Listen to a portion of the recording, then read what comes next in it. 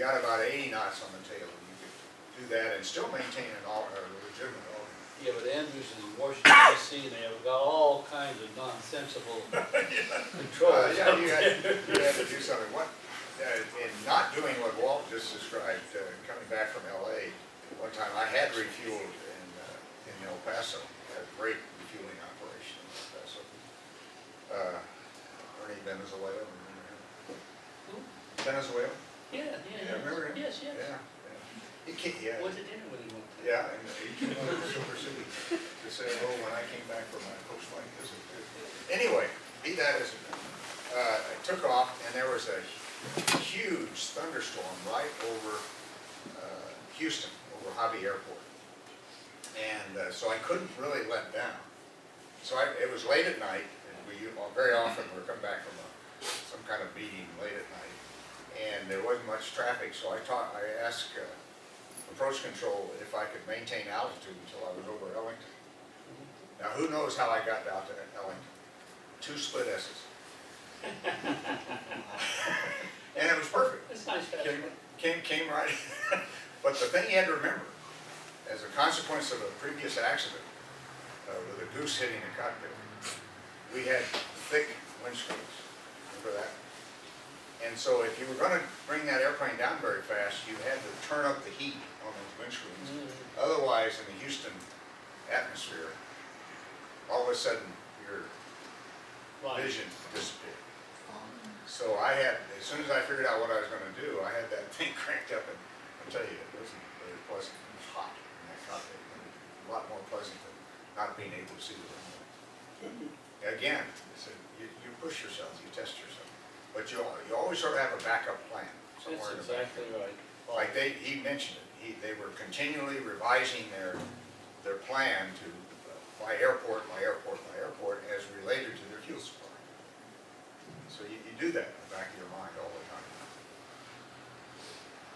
Let me turn some of the questions towards space travel. Dr. Acton, I'd like to maybe have you answer this to start. What surprised you about being in space, and what was particularly interesting about it? I got some other comments first. Oh, please. We had to put up with people like us. You have seen the prime requirement to be a pilot. Namely, you've got to be able to tell yarns and stories. So that's one of the clear requirements. You notice neither one of us put our hand up. I bet you could. I was raised on a ranch in the Snowy Mountains south of Lewistown.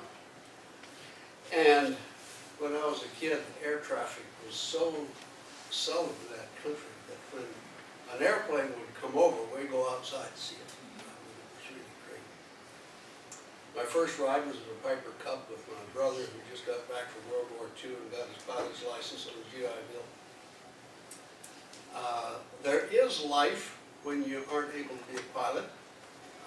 I've got amblyopia. I can only see very well out of one eye, and that one's colorblind.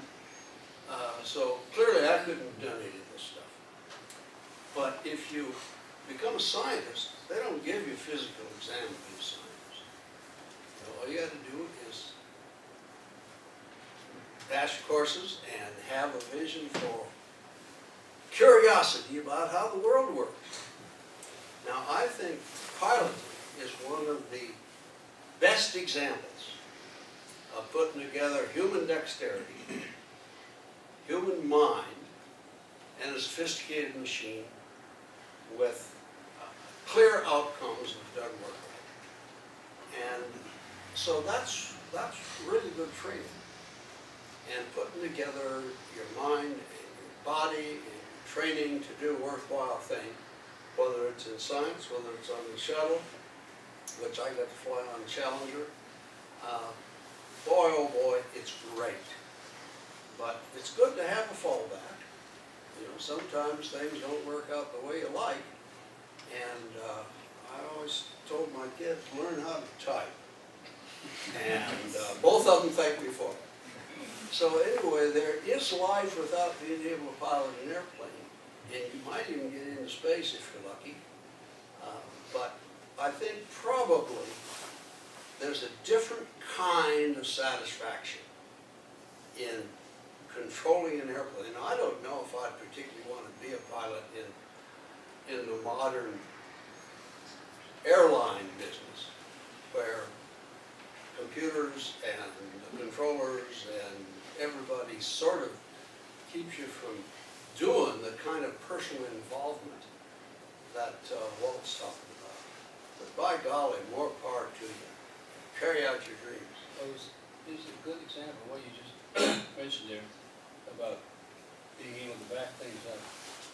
In the modern airplanes, and the screens up there with all the instruments on it and all of that, it's slow for me to kind of get used to that because I'm used to the others. But when you've got your gauges, you've got to have a backup on there because if your electronics go out, you still got to be able to fly an airplane. My personal recommendation is that when you're out there flying and you get a chance, if there's somebody else there with you especially, go ahead and use those instruments. Find some way of, I don't know how they do it now, but you can block off that and just fly with your gauges because they're going to be there. Needle ball, airspeed, And read accident reports. That Air France thing that went down in the Atlantic Ocean was because the pitot tubes got frozen over. no, You No. tell me about it. tell you what happened. You had a generation of aviators who didn't know how to handle things. That should not have been an accident, period. It's because they didn't know how to handle when they had no airspeed indicator on it.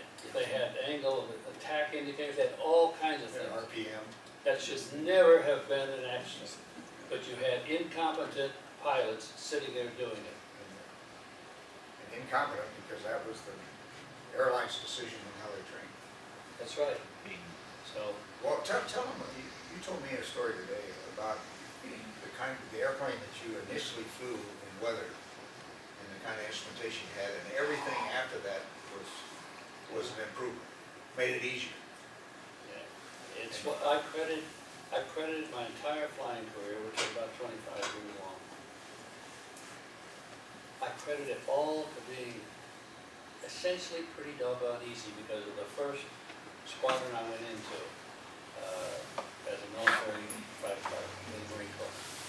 There for 5 or 6 months and then transferred overseas, flying a night fighter. Jet night fighter in Korea. It was after they'd already had a kind of armistice, so we had a mission, but we never did really see any airplanes the whole time we were there. But all our flying almost was at night or all bad weather. Night or bad weather, we were the ones that were up there doing the patrol. Our total communications that we had one VHF radio with 4 channels on it. Total navigation gear we had, 1 ADF. And we thought that was an improvement because we didn't have to go out and listen to A's and N's and try to fly radio ranges.